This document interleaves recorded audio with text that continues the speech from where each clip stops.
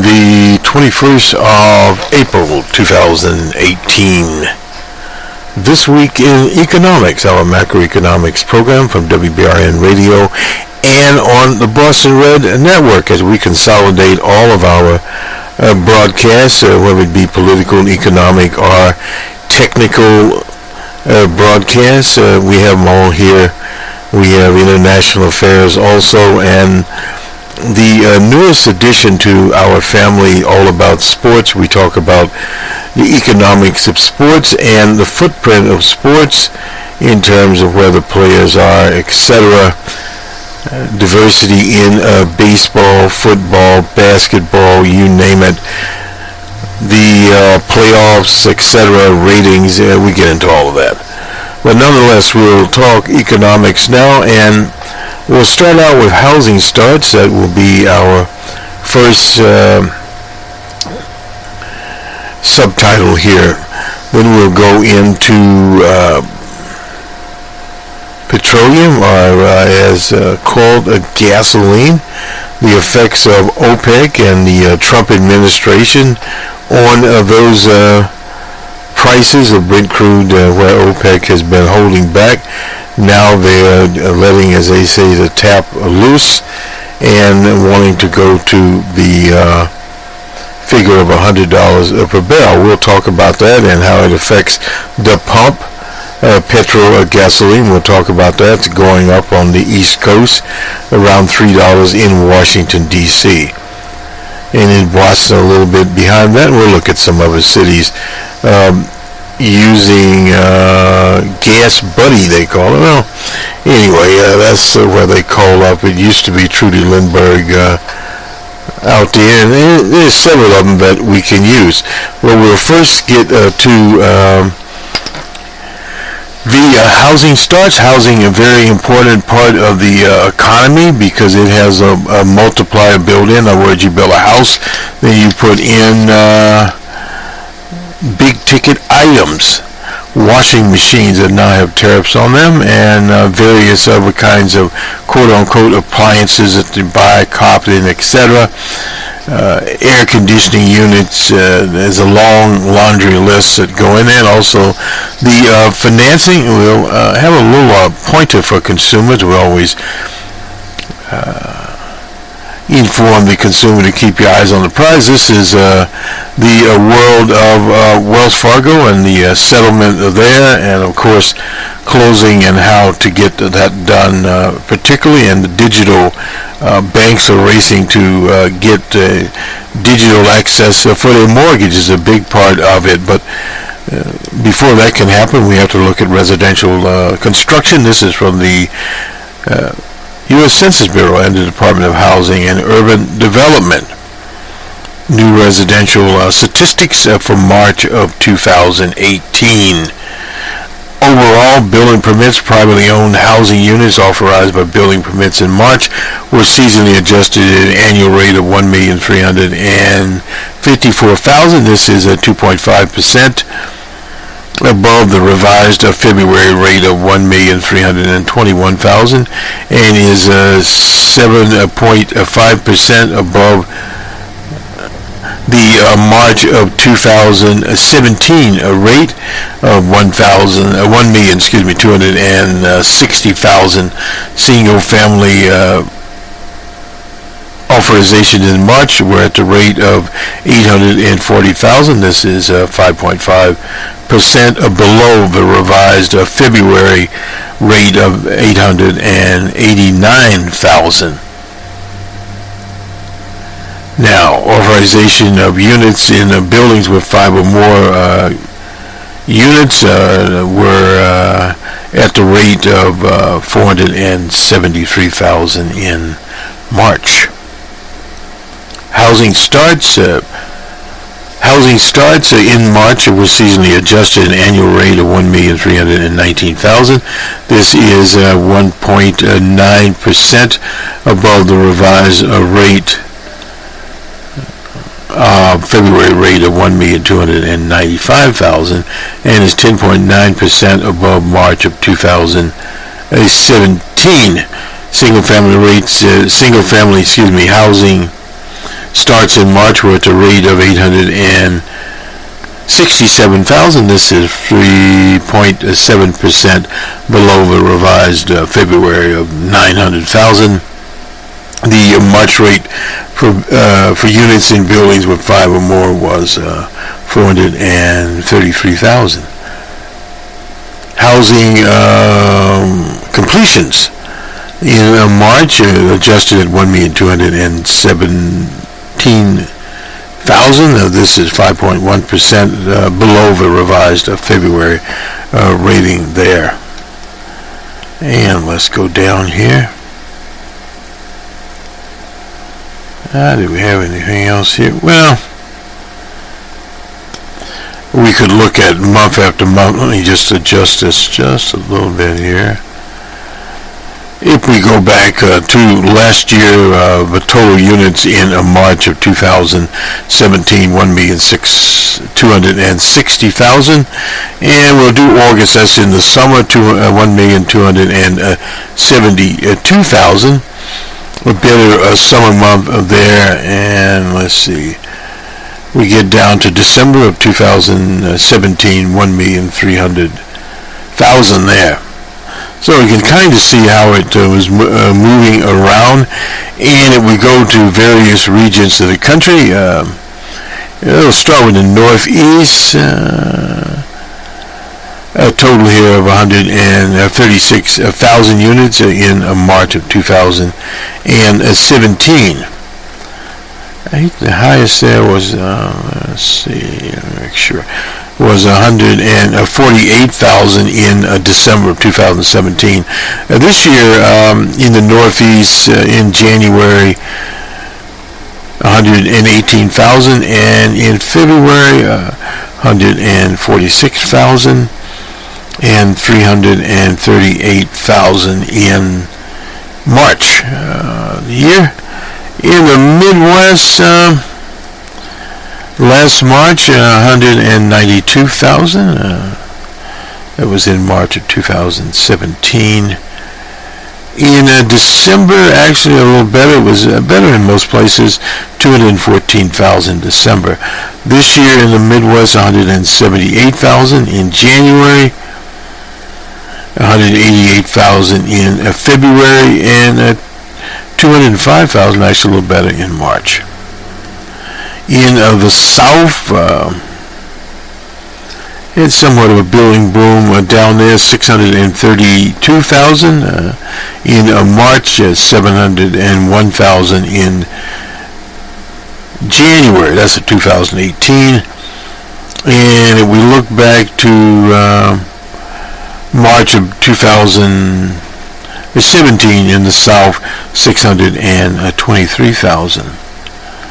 And in the year in December, they were at 579,000 in the South. We go to the West. In March of 2017, 309,000. In December of 2017, 359,000. In January of this year, 380,000, and in February, 368,000, and in March, 379,000. So we're looking at this is in the West. So looking at this, basically, you can tell that the better performing area was in the South. Now we're not looking at prices here. Of various units, and let's see. New privately owned housing unit authorized but not started. We won't go into that one. We'll append this of housing starts, and let's see, we got anything else here. Completion units, that sort of thing, and that will pretty much has done that part of it. And let's roll along here a little bit. We'll skip over to OPEC to kind of round things up here. This is from Bloomberg.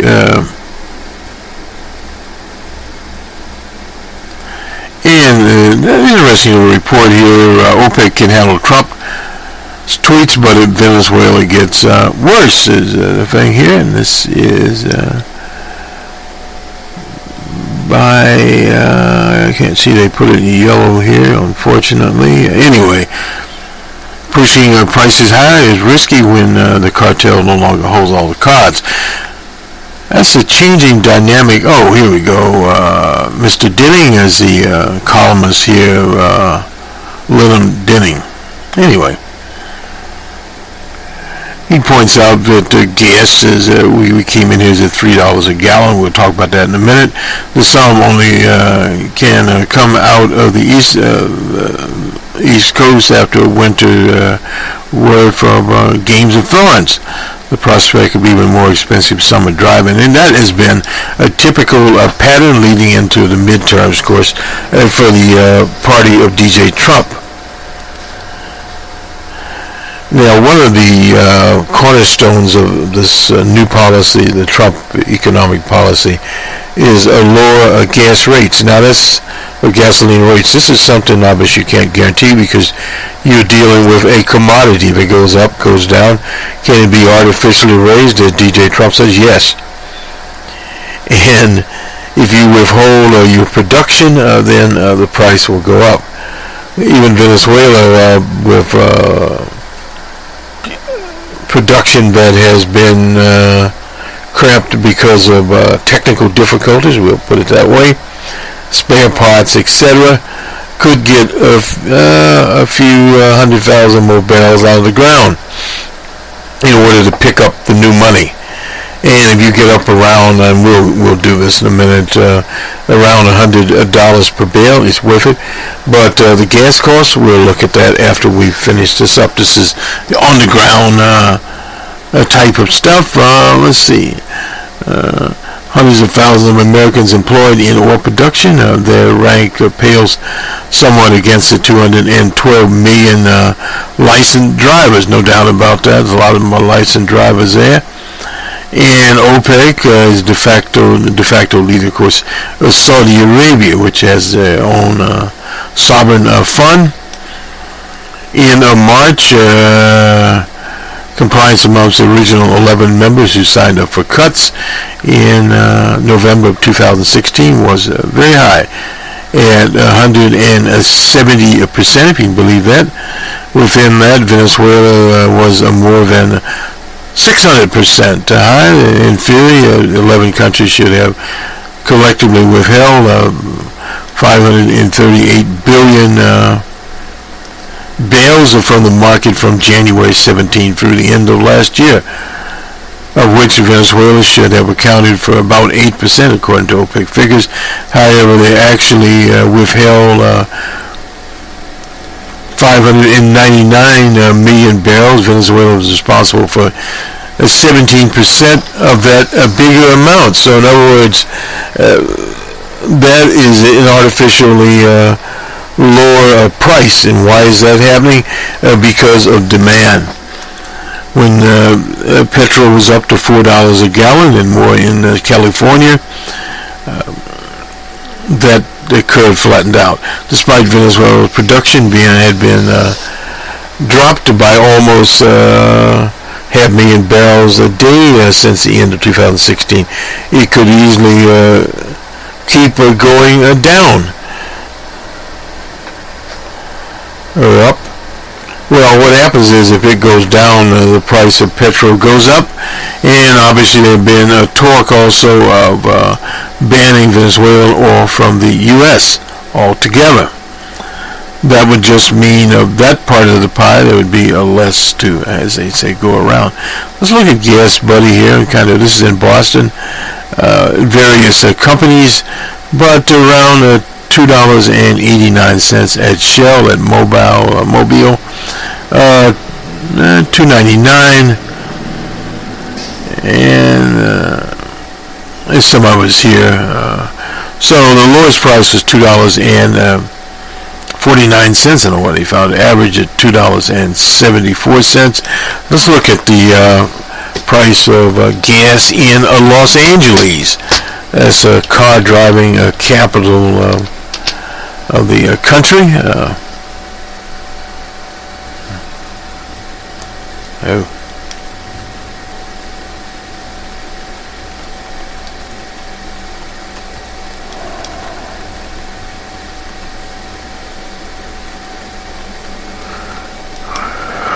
Wait a minute here.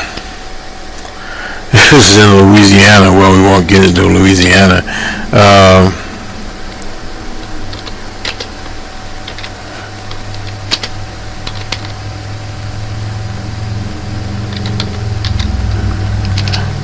Okay.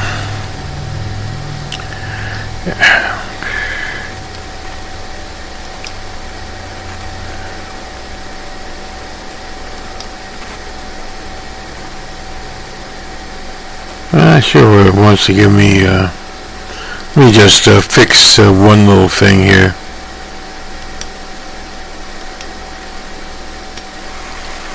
Or maybe two little things. We're getting East Boston. We are trying to get out of the Northeast.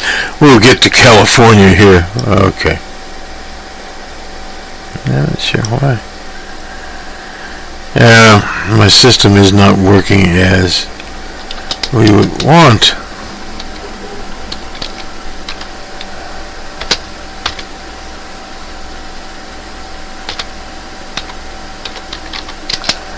Okay.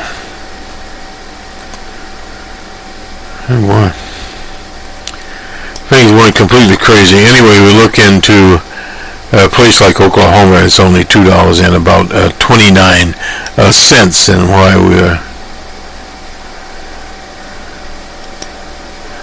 we're getting that, I have no idea at all. Whoops.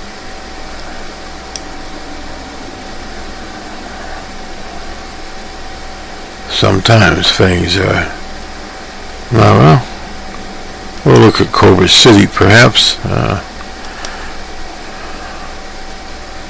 Culver City at $3.39. We finally made it to California. Now we'll look at Los Angeles, about $3.49. So it's roughly about 50 cents more on the West Coast than on the East Coast. We go up to, say San Francisco, up in that area. Oh, this is Burbank. This is Southern California. Anyway, doesn't matter that much. And this is for regular gas. I should Monterey Park. Well, yeah, it's $3.40 there. And let's see here.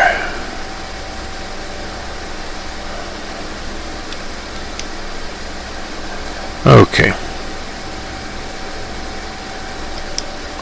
And we go to San Francisco. Yeah. And see where it is. It's roughly the same thing, $3.43. Over in Oakland, yeah, probably about the same, I'm guessing. I don't know. And Berkeley, yeah. Anyway, so much for my gas buddy thing here. This kind of tells you where things are right at this particular moment. And that was really the only thing we wanted to talk about here. Well, the Fed, this is a Reuters story. A U.S. recession ahead. Fed policy makers said they don't worry. The gap between a short and long-term borrowing has hovered near its lowest in 10 years. And several of them they cite here from the San Francisco Fed, etc. Growth prospects are pretty strong, which is why the Fed is raising short-term interest rates. Well, yeah, they are raising short-term interest rates here. John Williams, he's the New York Fed, and from Chicago, Charles Evans, back-to-back, but separate appearances. The yield curve is not nearly as much of a concern as it might have pointed to a couple of months ago, as Evans said in Chicago in a speech. Williams, who will leave his post in San Francisco in June to take over in New York, said he expects the Fed's shrinking balance sheet will help steepen the curve by putting upward pressure on long-term interest rates. Fed, let's see, policymakers reason that a bigger supply of debt should push down pressure on Fed prices and deliver a more corresponding lift yield. We'll see.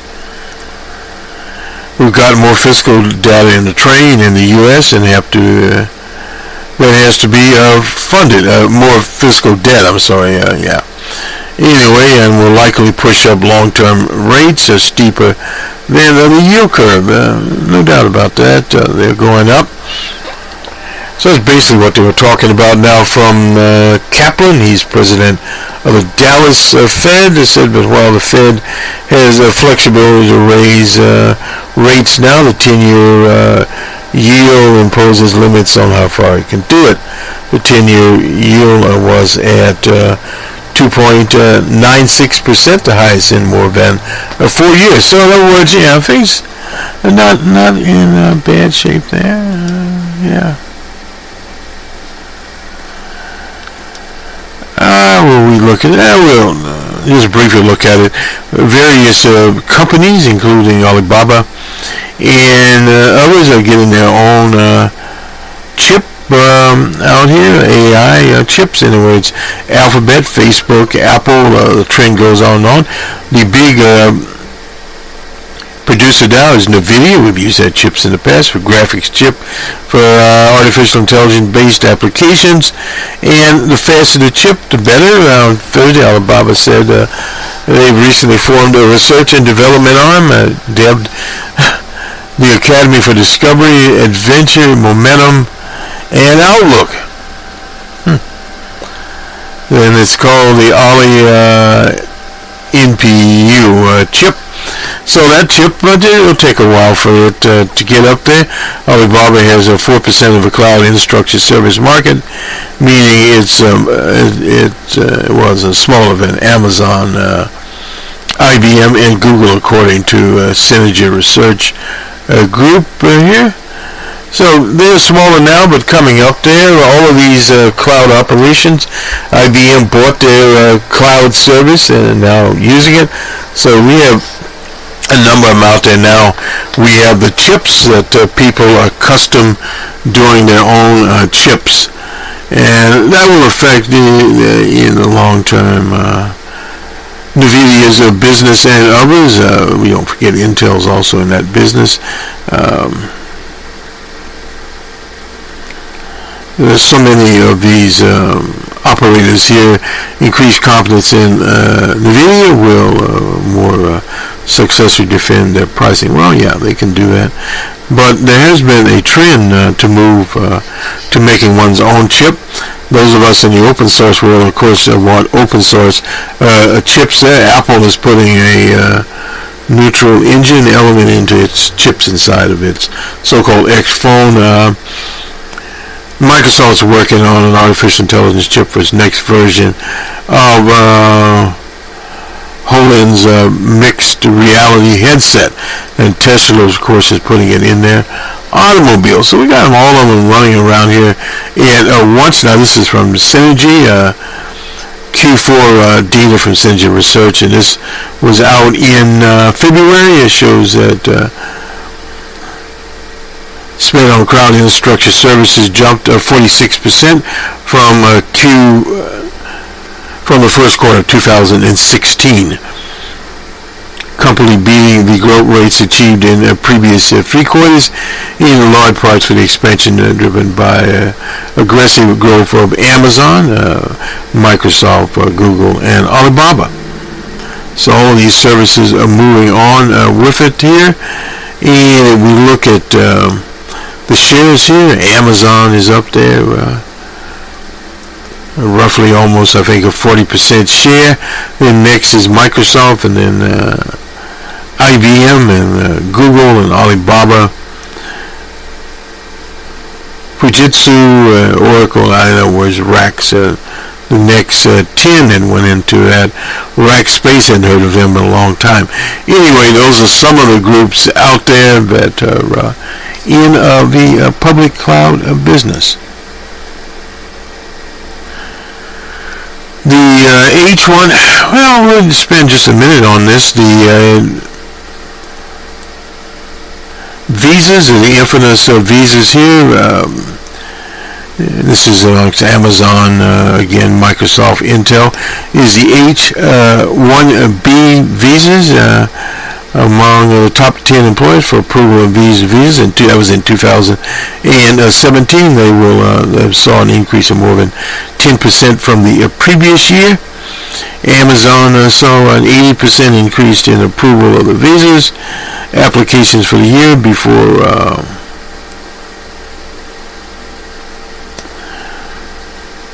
Reflecting its growth, the Facebook saw an increase of 53%. Apple saw a 7% increase.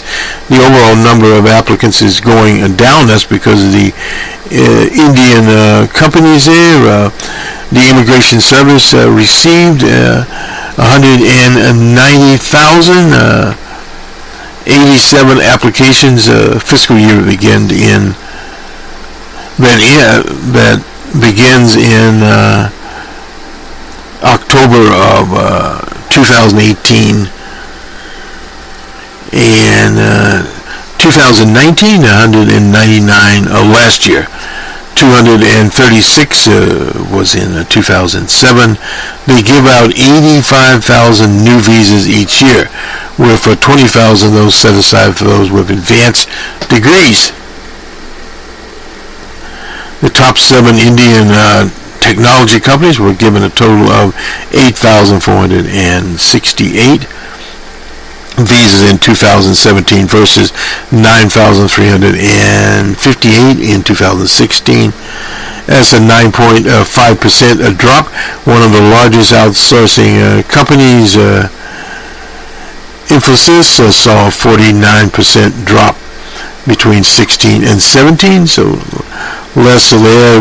Predictability is one of the big things going on here.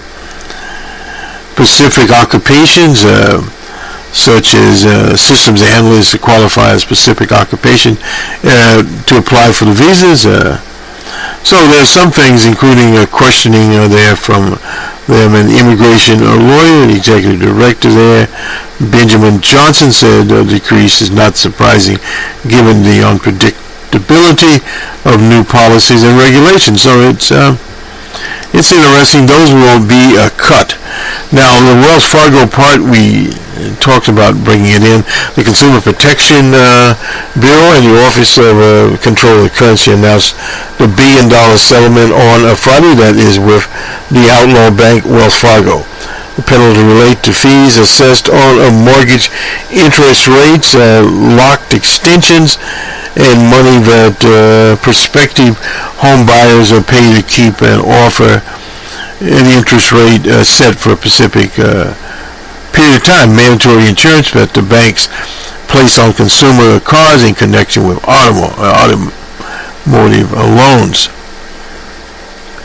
The bank expects to pay about $182 million to affected car loan borrowers, and the bank did not. Well, the numbers are not there solid yet. During the same period in question, that's September 16, 2013 to February 28, 2017, Wells Fargo assessed about $98 million in rate lock extension fees on 110,000 borrowers. All sort of things going on here. Of the $182 million, the bank anticipates giving effective auto loan borrowers $145,000 in cash readmissions, along with $37 million in account adjustments. So, in other words, they're adjusting accounts. We've been sending out checks since August, as according to Wells Fargo. Affected loan customers began receiving restitution in December, according to this. The latest sales will remind consumers to keep a close eye, and this is the part on the loan origination paperwork, whether they are borrowing for a home or for a car. Instance, if you apply for a mortgage, the lender may offer you a rate lock for 30 to 45 days, meaning your interest rate is guaranteed for that period. Unforeseen circumstances can stretch out the home buying process beyond the time frame, meaning if you lose your guaranteed rate, you may have to pony up a fee, perhaps 1% of your loan amount. Consumers have a lot of rights, and lenders should disclose them. That's from Debbie Goldstein. She's Executive Vice President, Center for Responsible Lending. Shop around. Don't take the first offer that comes to you. Understand the interest terms that you qualify for, and ask other mortgage or lenders about the fees they charge on the loan. Review your disclosure, and this is where it gets a little bit dicey. For mortgages, the Financial Consumers Bureau developed two forms, the loan estimate and the closing disclosure, to give borrowers a bird's eye view of what's going on. Keep asking questions. You want to have a knowledgeable broker that is transparent. Make sure the individual you're working with is willing to help you understand what you're signing. That's from Lauren Mata, Women's Empowerment Network in Sarasota, Florida. Read the documents that you sign and the statement that you get in the mail. Now, that is a lot of stuff to put on the back of a consumer. Sometimes, depending obviously on the value of the loan, perhaps you would want to consult a real estate lawyer. I talked to one not long ago. A friend of mine had used him to get his housing, closing, etc. Bought a home, and it was all in order. But sometimes you need that expertise to get through the jungle. It's worth paying a few $100s literally to save thousands of dollars and get away from unscrupulous characters. Nonetheless, the banks here, U.S. banks, are racing to launch websites to make getting mortgages faster and easier, and that's been a sort of thing coming out of the loan business. The Bank of America has spent $1 billion on digital banking services. The Outlaws Wells Fargo, they have an app up there. JP Morgan Chase is investing $1.4 million in technology in 2018.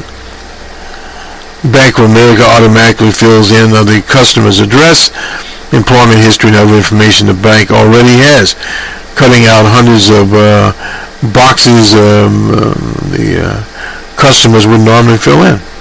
Quicken Loans. Now, Quicken Loans, the old Quicken application, if you remember that, and QuickBooks. Anyway, their biggest endeavor is the loan racket, the loan thing, to gain traction with digital loans. Rocket Mortgage launched. Quicken is the second largest mortgage lender, according to data from Mortgage Financial Publications.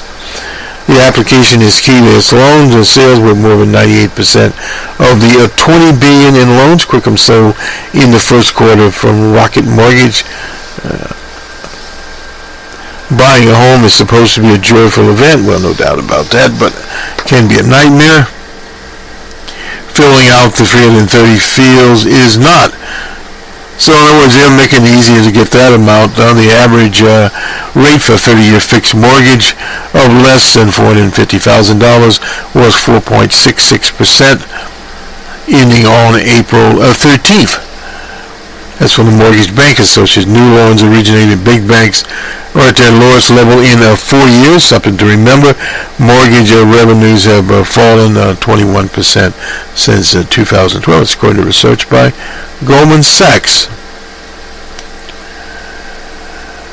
Wells first and third, Bank of America, JP Morgan fourth in the U.S. retail mortgage lending game.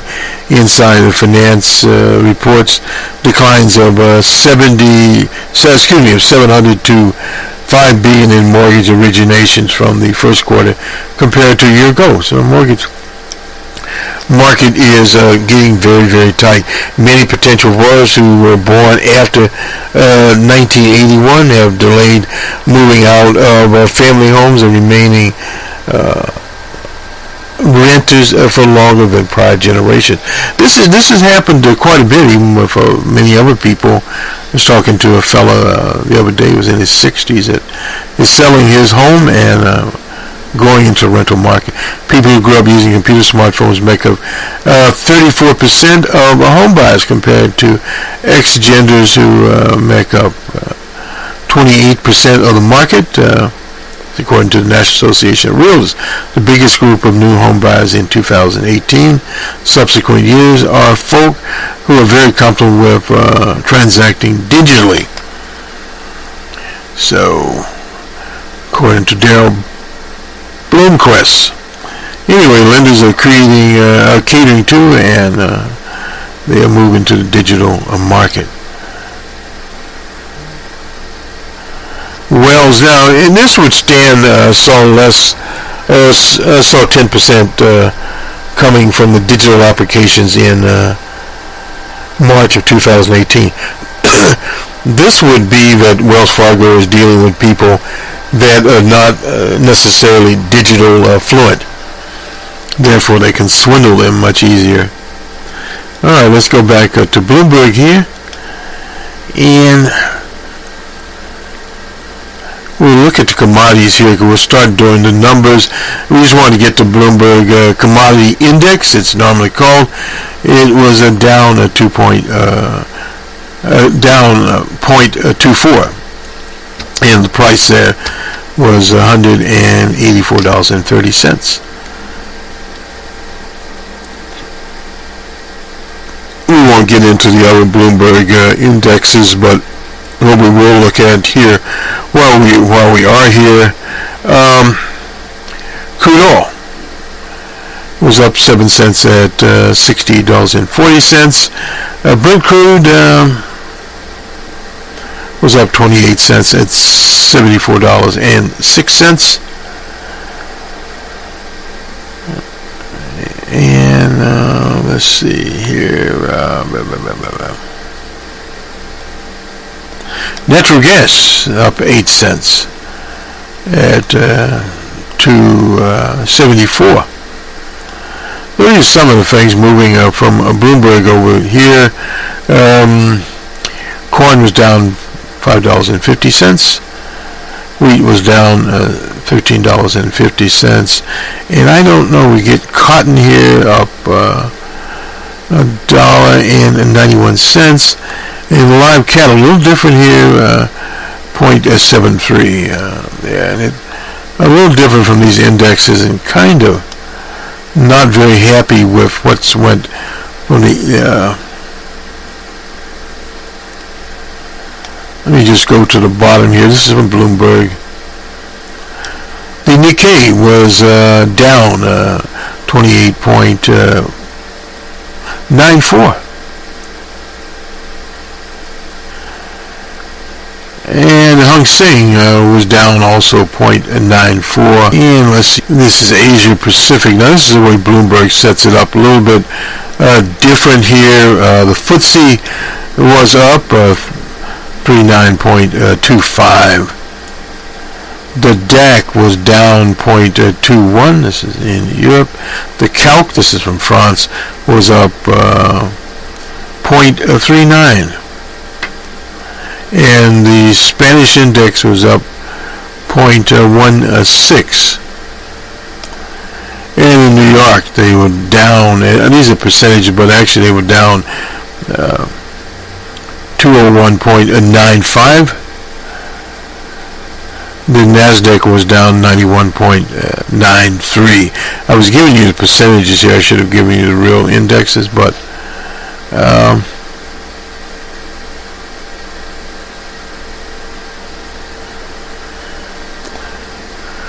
we'll circle around in a minute and go to the BBC, and we'll get their particular thing. Incidentally, Canadian Pacific Union is called in strike invincible. They had a settlement of 3,000 workers involved there, and 300 by the IBEW members. Let's see, more than 8,000 grievances has been filed by the Teamsters and 300 by IBEW. So things are not very happy there. The Canadian Pacific says they have contingency problems.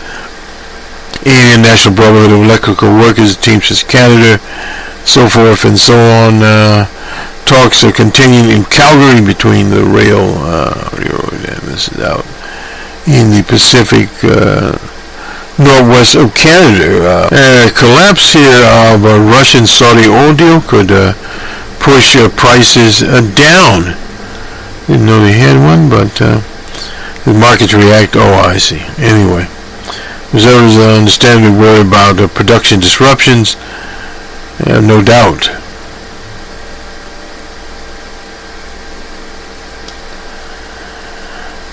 Nearly a third of the world's daily waterborne oil shipments pass through the Straits of Hormuz. So that's one. In other words, a missile could take out a ship and it would be out there, and there would be some problems. The reason for this counterintuitive possibility, well, one of the more important, interesting potential consequences of recent political developments is a budding relationship between Saudi Arabia and Russia, once openly hostile towards each other. Leaders from the two countries met this week in Jeddah. Plummeting oil prices hitting $26 a barrel. Now that begins in 2016, a few years back there. Moscow and Riyadh decided they would work together. Long-term supply pacts of this nature is simply strategically understanding the oil market, and perhaps between Moscow and Riyadh help restore some of the markets in power traditionally that they had. That had been lost. This is kind of interesting in that it is a little bit different than what we talked about earlier here. Given the difficulty in sustaining another energy source for oil at a short notice, even a small hiccup in supply can send prices up. So that is one of the problems, and even the bulging American tight oil production analysts are right to sharpen their geopolitical toolkits, no doubt about it. It could still affect things. Of course, I don't know, we haven't talked about fracking here and the American oil production in the Dakotas and elsewhere. We hadn't gotten around yet, but we will in a future broadcast. The post office, well, I think we'll skip the post office, but Trump has been talking about the Amazon deal. The takeaway from that is basically the post office has agreements with Amazon, and they are not accessible via the Freedom of Information Act. So in other words, they are shredded in darkness as in these other so-called business agreements. Well, that's the Postal Rate Board that sets that, then they review that, and so in other words, we'll never really know the facts of that big agreement and how they come about it, such as the post office has put on new trucks, and we're not talking about buying 1,000 trucks, we're talking about 100,000 or more trucks the post office buys. They're enlarged to carry these partial packages, whether they be from Amazon or whomever, and more people are moving to that. The post office has moved from the so-called letter to the package business, and they have the automated equipment to do it, no doubt about that. So they can take on the FedExes, UPSs of the world, and they deliver a lot of their packages to the last mile, saving quite a bit of money. And we'll see how that affects the overall delivery business, which is fairly robust. We've already done Gas Buddy and had some fun with Gas Buddy. Now,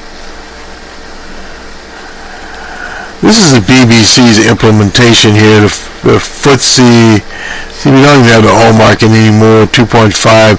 I'm going to have to go and get this out to DAC. We've already given that one. Let's see, who else here? We gave the Italian, the Spanish market, the Dow Jones, the Hang Seng, did we give Hang Seng? Was down to 9.4. We did the Nikkei 0.31. The in Bombay down not a 0.3% there. We won't worry about what the euro currencies are. Brent crude futures were up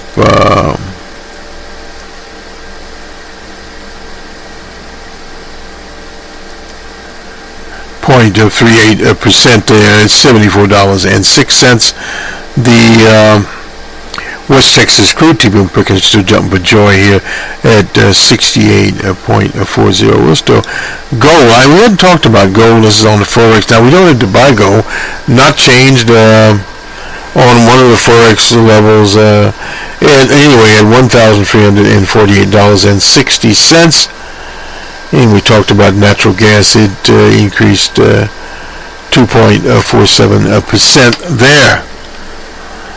So that is the end of that particular service. It's unfortunate the way the BBC has done this, because we have to scout around to get the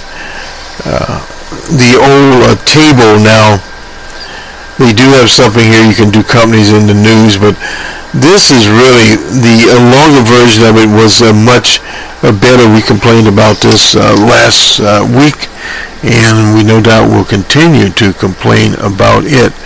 But this will basically do it for us.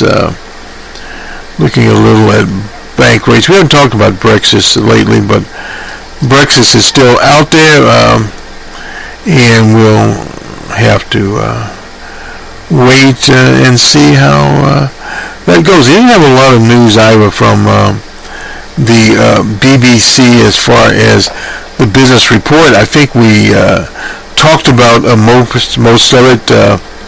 Wells Fargo being hit by the $1 billion loan. We talked about that, and basically that was pretty much it. Barclays, more regulators coming there. From Brexit, the only thing they had is divorce costs is uncertainty. Obviously, this will cost quite a bit of money. They haven't really talked about that, and in the future we will talk about that. And let me just get one last thing. Robo-farm is something we've been interested in.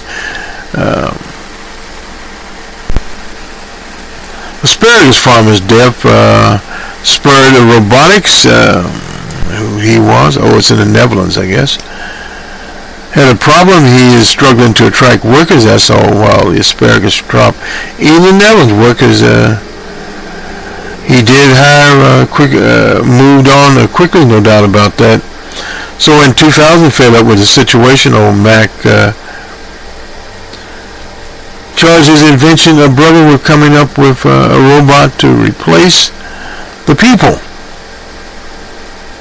So evidently, I suppose he came up with one, and yeah.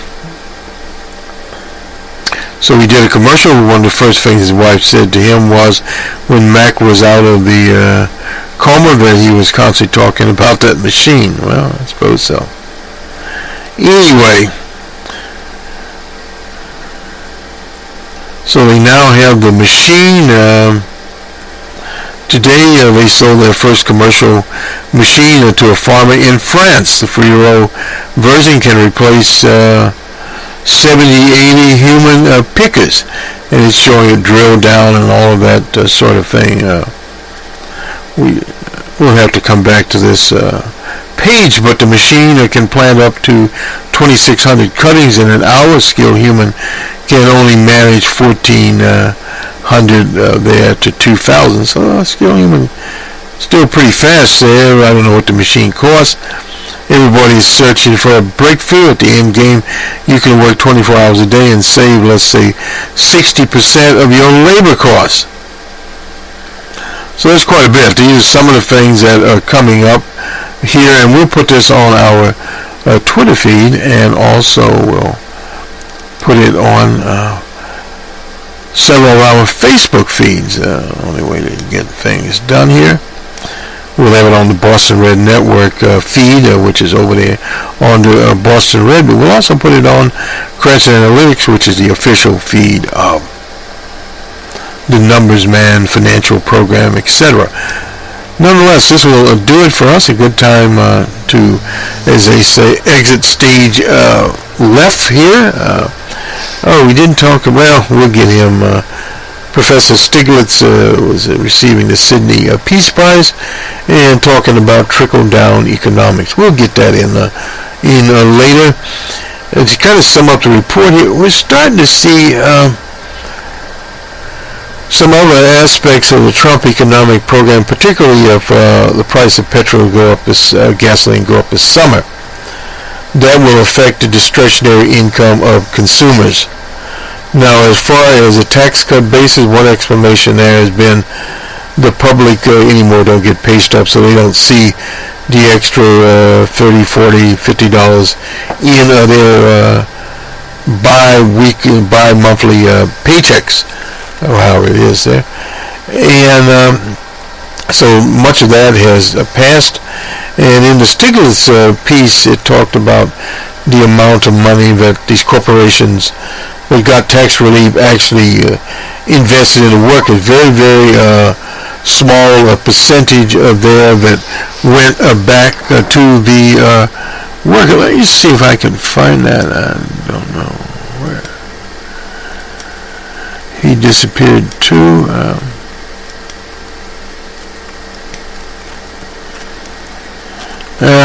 Well, sometimes things get lost in the shuffle here, and it was in the Guardian, and I'm not.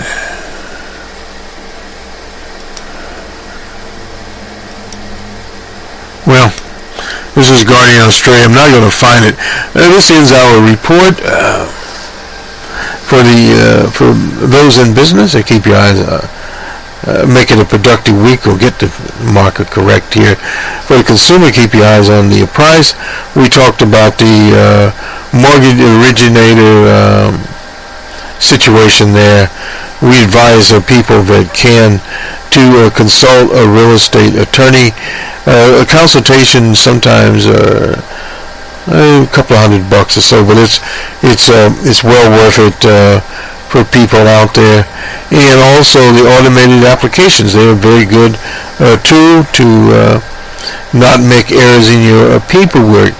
I talked to another lady that even a test that they had online she had to go through, and a lot of other machinations now that, say 10 years ago, you did not have to go through to obtain a home. She did finally obtain the home, and there was a bank transfer there, and they had to verify the bank transfer, so that took a couple of hours waiting to get that verified, but she's evidently in a new home and very happy. Good day.